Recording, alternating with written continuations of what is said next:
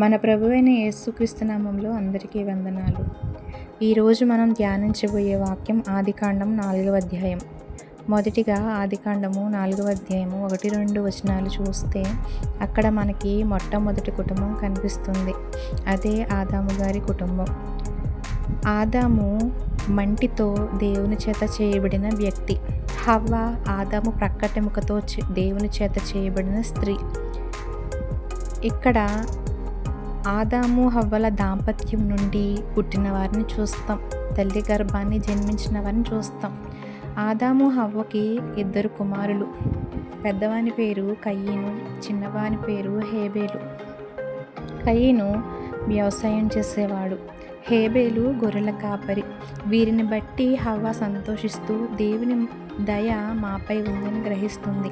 రెండవదిగా 3-4 వచనాలు చూస్తే ఇక్కడ మనకు ఆరాధన, అర్పణ, బలి కనబడతాయి. అసలు బలి అన్నది ఎలా వచ్చింది? దేవుణ్ణి ఆరాధించాలి, బలి ఇవ్వాలి అని ఎలా తెలిసింది వారికి? అయితే తన తల్లి ద్వారా తెలిసి ఉండొచ్చు. ఒకవేళ ఈ రీతిగా హవ్వ వారికి చెప్పిందేమో. అదేంటంటే ఆదాము గారిని మంటితో చేయబడిన విషయం, తనని ప్రక్కటెముకతో చేయబడిన విషయం, తన కొరకు సృష్టించిన సృష్టిలో దేవుడు అందమైన ఏదైనా తోటలో వారిని ఉంచారన్నది చెప్పి ఉండవచ్చు. ఇంకా హవ్వ ఈ రీతిగా చెప్పి ఉండొచ్చు. దేవుడు ఎంతో స్వేచ్ఛ ఇచ్చారు, అన్నిటినీ ఏలే అధికారాన్ని ఇచ్చారు, వాటితో పాటు ఒకే ఒక్క ఆజ్ఞ కూడా ఇచ్చారు. అదేంటంటే మంచి చెడ్డలు తెలియనిచ్చే ఫలాన్ని తినవద్దని చెప్పారు అని.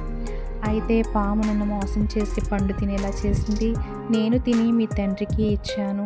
మేము తిన్న తర్వాత దేవుని మహిమను కోల్పోయాం.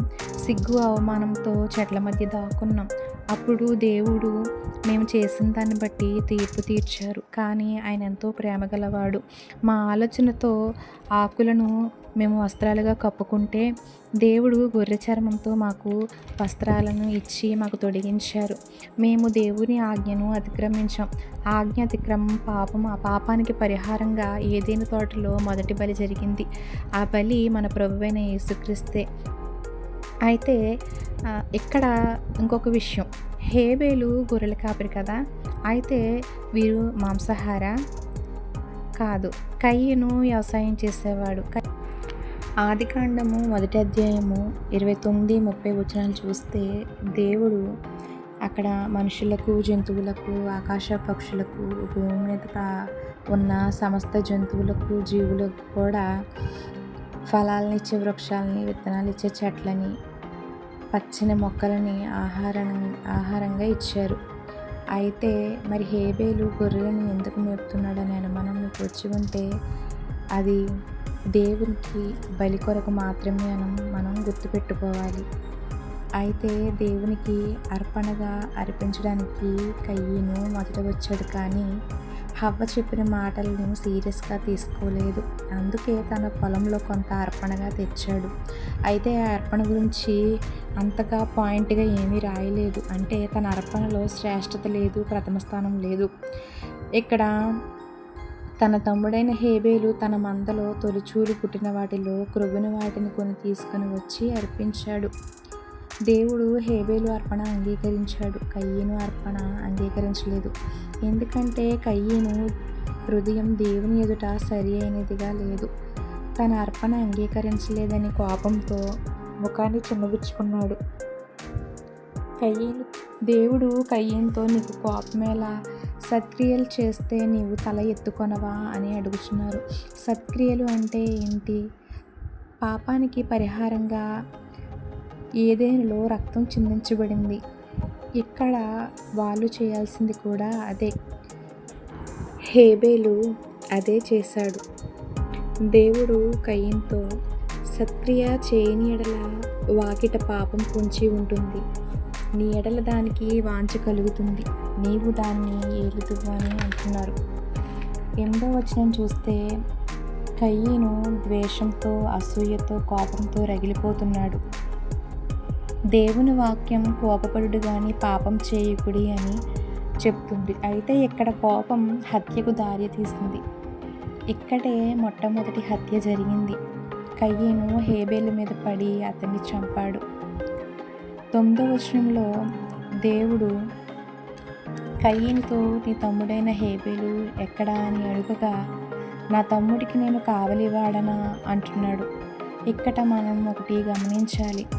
దేవుడు ఏదైనా అడుగుతున్నారు అంటే అది ఆయనకు తెలియక కాదు, మనల్ని మనంగా ఎలా ఒప్పుకుంటామో అని మన సమాధానం కోసం ఆయన ఎదురు చూస్తున్నారు.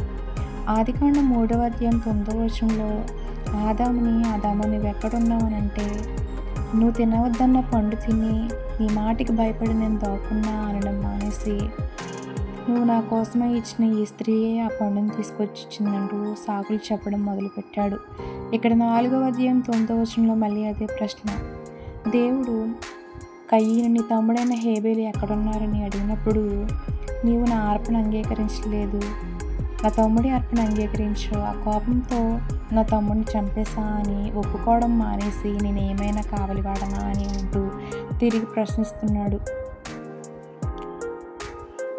అయితే నేల నుండి హేబేలు రక్తం మొరపెడుతుంది, తీర్పు కోరుకుంటుంది, ప్రతీకారాన్ని కోరుకుంటుంది.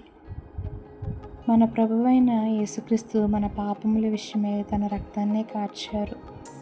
ఆయనకు సిలువకు అప్పగించిన వారిని, సిలువ వేయమని కేకలు వేసిన వారిని, సిలువలో ఆయన్ని దూషిస్తున్న వారిని, కొరడాలతో కొట్టిన వారిని, పిడిగుద్దులు గుద్దిన వారిని, మోమిపై ఉమ్ములు ఊసిన వారిని అందరినీ ఆయన క్షమిస్తూ, తండ్రి వీరేమి చేయుచున్నారో వీరెరుగురు గనుక వీరిని క్షమించమని తండ్రిని వేడుకుంటున్నారు.